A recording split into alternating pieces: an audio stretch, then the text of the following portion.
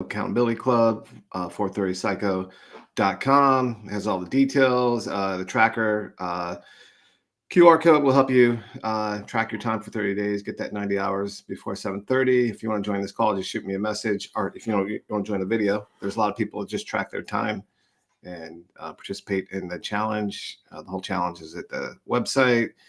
It's a tired morning. Some of us stayed up later than normal. I made a big mistake last night and drank a Diet Coke right before the game, or was it like right at the game, and a little caffeine in my body. So I did fall asleep because I'm tired, but then I woke back up. I think the caffeine started doing its thing and had me, I was up. Which I caught the end of the Super Bowl, which was cool. And it's interesting, going in overtime and overtime. People were like super. They just the camera kept on going to the from each team, and everybody was so on edge. Like, oh my God, praying. Everybody's praying, and it was intense. I guess if you had a horse in the race. Yeah, I mean, I also think there's a lesson there for anybody, right? Like you think about it, and it's like I watched the beginning of the game, and you see San Francisco, and they seem like they're killing it. And much like our Lions, previously it was just like, oh yeah, they got this. And it was like, no, they don't, right? Like it's not over until it's done. Just don't give up, right? It's just like your day, your schedule, your year, whatever, right? Like it's about winning more than losing and not giving up. I guess there's lessons in everything, along with some entertainment, right? I mean, San Fran was just marching down the field. Yep. Do the little And then things they well. get You What's can't.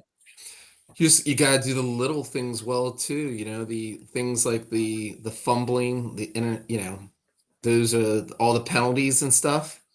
It all relates to like with with our traditional day. You gotta continue to do all the fundamental things well, and sometimes things will happen, but they have a lot of miscues. At the end of the day, and it adds up.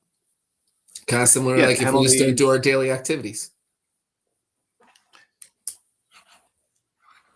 I mean, it's a great metaphor for life because you're operating at a high level, but you're making big mistakes, and you don't sweat it. You move on. I mean, the other team, the Chiefs, then had a big fumble. Like right after that, you're like, oh my God, like it was just a game of who's going to make the most mistakes,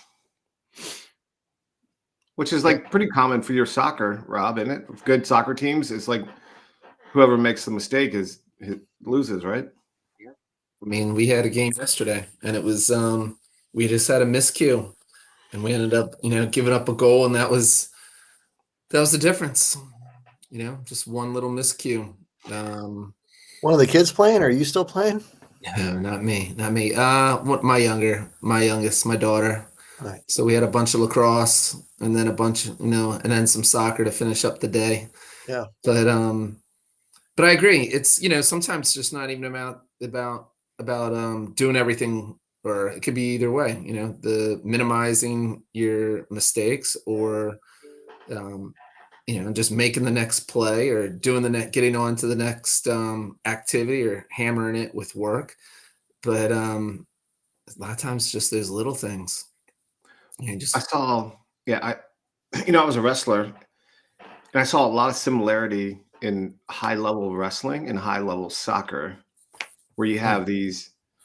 Well, like in wrestling, like you could have a world championship match.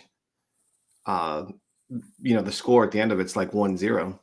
And it's because these two guys or two women went at it so hard and were so balanced that there was 1 point scored. And it might even have been like a penalty point or something. You know what I mean? It's like there's so much perfection going against each other. Same thing with soccer, like in the World Cup or whatever, like in a really good soccer game, it might be 1-0 because they just, one mistake or one not being in the right position, and the shot opens up kind of deal. So I don't know. I find a lot of similarity in these low scoring games at the highest levels where if you're not a fan, it's kind of boring. Yeah. But if you're a wrestling fan, a 1-0 match could be amazing because there are so many things. Counter move, counter move, counter move, counter move, counter move, counter move, counter move. And it's brilliant to see one guy or girl preventing the other person from scoring with a brilliant move, brilliant. It's like a chess match, right? Like I can imagine watching chess. Yeah, it's awesome. Could you imagine that? Just like the audience being like, yeah, like cheering like with the move. Like, Rook just took your knight. Yeah, take that. Well, I mean, they should find a way to project and animate a chessboard or something, and then replay it and speed it up. I don't know, get some blood and football pads and make it really good. Go.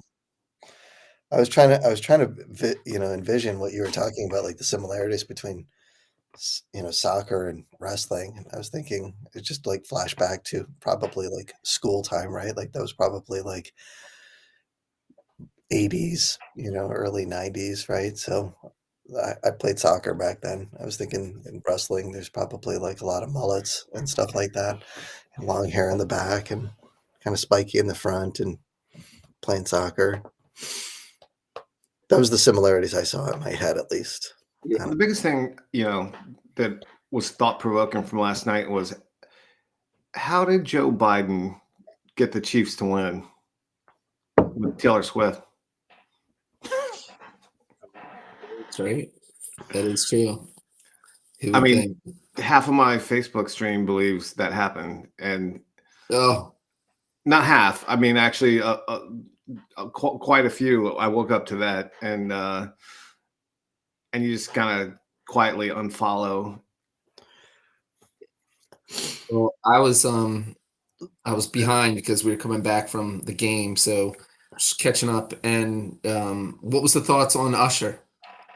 I caught it, but then I guess I just wasn't into the Super Bowl at this point.